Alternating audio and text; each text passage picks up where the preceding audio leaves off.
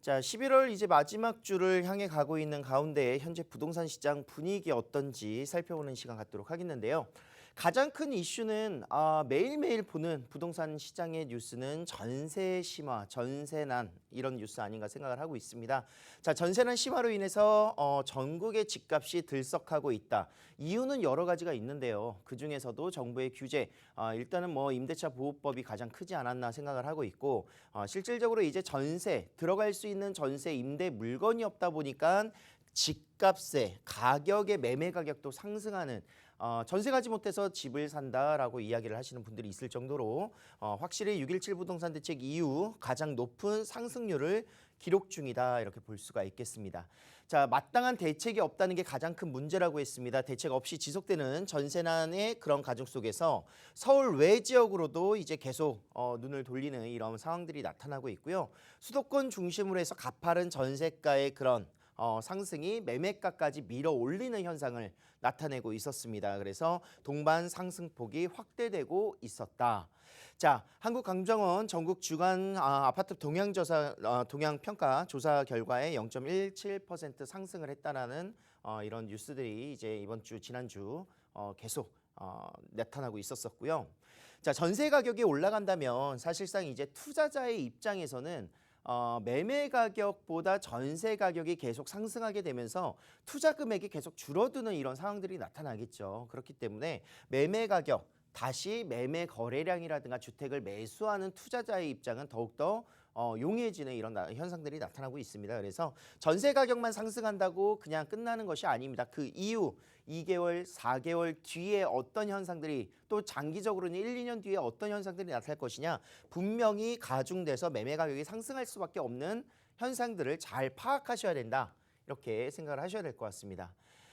자, 서울 인접 그리고 비조정 대상 지역인 김포라든가 고양시, 덕양구 그리고 파주시, 용인 기흥구 같은 경우에는 가격이 급상승 계속하고 있었었죠. 조정 대상 지역이 아니기 때문에 이런 대출의 규제도 없다라는 점도 있었었고요. 그렇기 때문에 거기에 더불어서 지하철 연장이라든가 또는 교통 개선 기대감으로 인해서 가격이 급상승하는 이런 모습 보여주고 있습니다. 자, 정부의 정책을 제가 항상 후행성이다 이야기를 드리는 이유가 바로 이런 부분들인데 사실 서울과 너무 인접되어 있는 김포라든가 고양이라든가 용인 기흥구 같은 경우에는 같이 조정 대상 지역으로 묶었어야 되지 않나 생각을 하고 있습니다. 지금 현재 이미 가격이 오른 상태에서 또 추가적인 지역으로 구성을 해봤자 후행성 정책으로 이미 지나간 내용이다 이렇게 볼 수밖에 없다라는 점이고요. 서울 전세 가격은 71주, 72주 연속 강한 상승세를 계속 기록하고 있습니다. 지방도 역시 가파른 상승세를 보여주고 있고 전세 물건이 귀하다 보니까 이제 오피스텔이라든가 또는 다세대 주택이라든가 이런 주택, 아파트를 대체할 수 있는 그런 수요층도 더욱더 증가하는 모습을 보여주고 있고요. 인기 있는 업무 지역 주변으로 가보시면 더욱더 빨리 체감하실 수 있을 것 같습니다.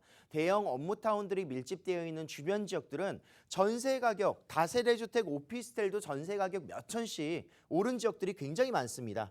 그렇기 때문에 매매 가격 대비 투자 금액이 소액으로 안 그래도 소액으로 들어갔었던 오피스텔 다세대 주택도 전세 가격이 몇 천씩 오르다 보니까 투자 금액이 확실히 줄어드는 효과가 또 나타났죠.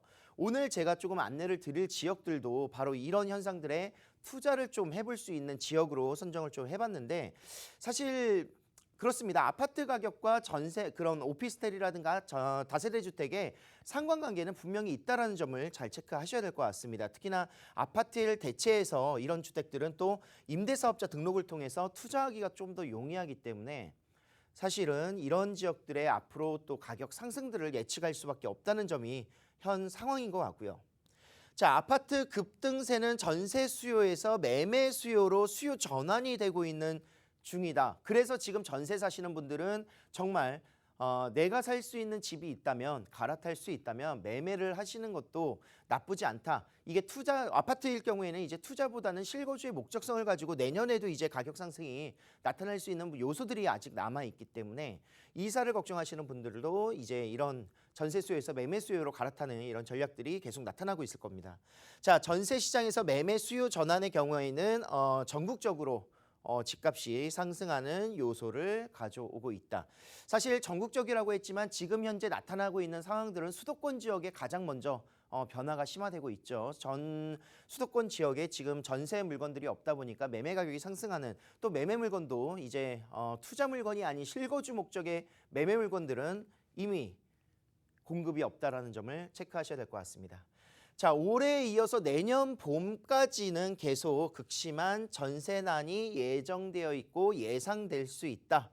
자, 이유가 제가 지난 시간에도 말씀드렸었지만 뭐 재건축이라든가 재개발 이주 수요들도 계속 나타나고 있는 부분들인데, 이런 지역들뿐만이 아니라 뭐 3기 신도시의 사전청약의 가장 기준 조건이 주택수를 가지고 있지 않고 수도권에 거주를 하는 지역민들을 우선적인 선발 대상으로 삼고 있습니다. 그래서 그런 지역들 주변으로는 전세난이 급격하게 늘어나고 있는 모습들을 볼 수가 있겠고요.